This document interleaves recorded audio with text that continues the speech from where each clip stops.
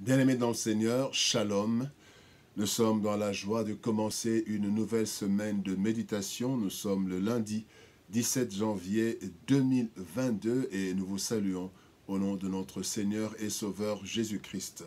Nous allons lire juste un verset pour notre méditation de ce jour.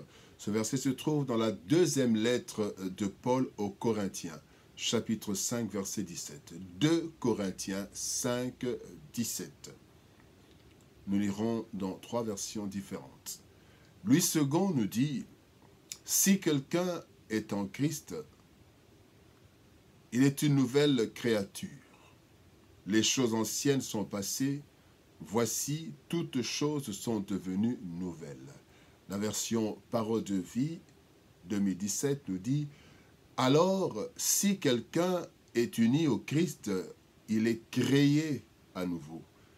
Ce qui est ancien est fini, ce qui est nouveau est là. » Bible du Semeur, ainsi, si quelqu'un est uni à Christ, il appartient à une nouvelle création. Les choses anciennes sont passées. Voici, les choses nouvelles sont venues. Nouvelle créature. Tel est le thème de notre méditation de ce lundi 17 janvier 2022. Bien-aimés dans le Seigneur, la nouvelle naissance est un vrai miracle. En fait, le plus grand miracle. Même Nicodème, docteur de la loi, n'a pas pu bien comprendre cela. Quand nous lisons dans Jean chapitre 3, verset 4, et puis nous lisons le verset 9 à 10, il est dit, Nicodème lui dit, comment un homme peut-il naître quand il est vieux? Peut-il rentrer dans le sein de sa mère et naître? Verset 9, 10, Nicodème lui dit, comment cela peut-il se faire? Jésus lui répondit, tu es le docteur d'Israël et tu ne sais pas ces choses. Difficile à comprendre. Un vrai miracle. Le texte du jour nous parle de la nouvelle condition du chrétien né de nouveau.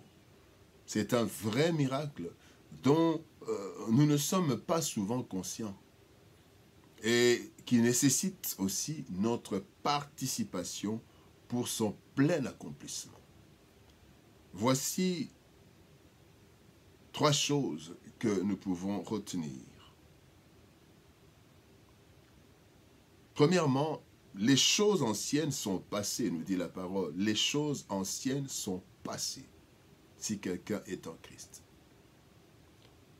Le monde dans lequel nous vivons, avant d'être chrétiens, nous initie formellement ou informellement, dans des manières parfois opposées à la volonté de Dieu.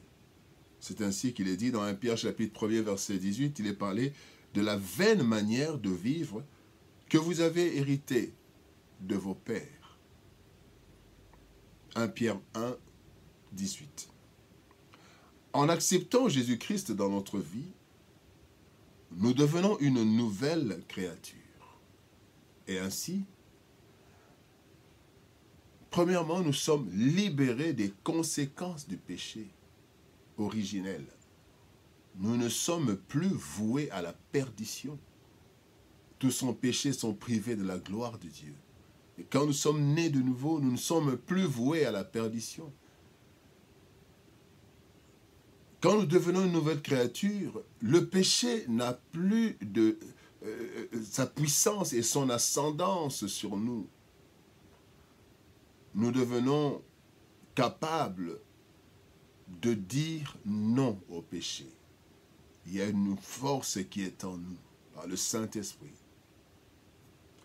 Quand nous devenons une nouvelle créature, bien-aimés, les vaines manières acquises de notre entourage avant de connaître le Seigneur doivent rester dans le passé, vont se détacher de nous. Ça, c'est la première chose qui arrive. Quand nous devenons une nouvelle créature, les choses anciennes sont passées. Mais la deuxième chose, c'est que la Bible dit, voici, toutes choses sont devenues nouvelles, eh bien, les choses nouvelles s'installent dans notre vie. La nouvelle naissance, bien-aimés, nous fait entrer dans une nouvelle vie spirituelle, mais aussi physique et morale. Croire au Seigneur Jésus, bien-aimé, n'est pas une simple déclaration ou un slogan. Dans Luc chapitre 3, verset 8, Christ dit « Produisez donc des fruits dignes de la repentance et ne vous mettez pas à dire en vous-même « Nous avons Abraham pour père ». Ne dites pas « Je suis chrétien », mais nous devons produire des fruits dignes de la repentance. Parole de Jésus-Christ, Luc chapitre 3, verset 8. En devenant chrétien, de nouvelles choses doivent prendre place. Premièrement, nous acquérons une nouvelle identité en Christ. Nous sommes chrétiens, une nouvelle identité. Deuxièmement, nous devons adopter de nouvelles attitudes en tant que chrétiens face au monde dans lequel nous vivons et qui reflète notre identité.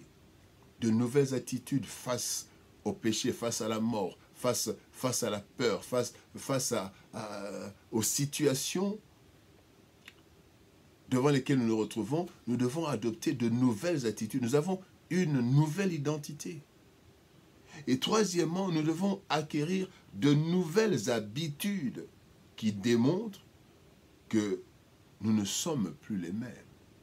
De nouvelles habitudes. Les habitudes du passé tombent et sont de nouvelles habitudes. La troisième chose que nous voulons voir, c'est que, bien aimé, tout n'est pas acquis d'avance. Devenir chrétien, comme nous l'avons dit au départ, requiert aussi notre participation. La nouvelle naissance n'est que le début d'une nouvelle vie en Christ et d'un processus de toute une vie, la vie nouvelle. C'est un processus de toute une vie, la conversion. La Bible dit dans Jean chapitre 1er, verset 12, « Mais à tous ceux qui l'ont reçu, à ceux qui croient en son nom, il leur a été donné le pouvoir de devenir enfants de Dieu. » Le pouvoir de devenir. Donc il y a un processus pour devenir. Eh bien, pour devenir enfant de Dieu, il y a ici 5 choses que nous voulons partager. D'abord, il faut une prise de conscience de notre nouvelle identité. Être conscient de cela. Plusieurs ne l'en sont pas. Deuxième chose, il faut une vie de méditation et de prière,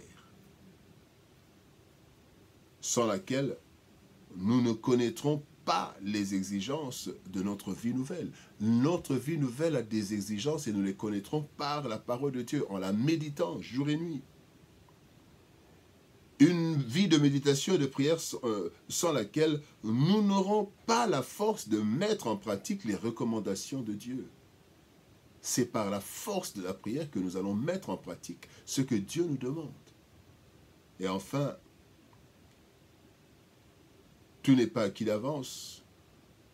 Pour devenir réellement enfant de Dieu, il faut fournir des efforts personnels. Car la chair étant déjà habituée à l'ancienne vie, doit être disciplinée avec des efforts qui deviendront des habitudes. Bien-aimés dans le Seigneur, nous sommes de nouvelles créatures.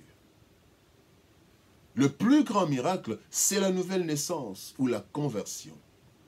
Cet événement crée la joie du Seigneur selon Luc 15, 7, qui dit que quand il y a un pécheur qui change de vie, Dieu est dans la joie.